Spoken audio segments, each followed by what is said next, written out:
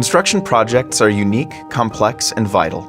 Demand for the skilled workforce required to build the infrastructure the world relies on is growing. The University of Michigan has long been at the forefront of this demand. We offered the first ever graduate program in construction engineering and management in 1954. We have maintained our leadership as a top 5 engineering program.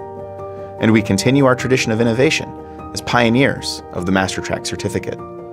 The MasterTrack model allows us to reach a new generation of talent and those otherwise unable to access a world-class education.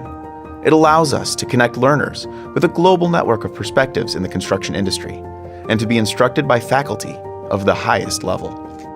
The MasterTrack certificate in construction engineering and management gives the University of Michigan a unique opportunity to impact education in this field in ways that we cannot accomplish on our campus alone. The safe and sustainable construction and maintenance of tomorrow's infrastructure needs skills and training that are often inaccessible to individuals working in the field today.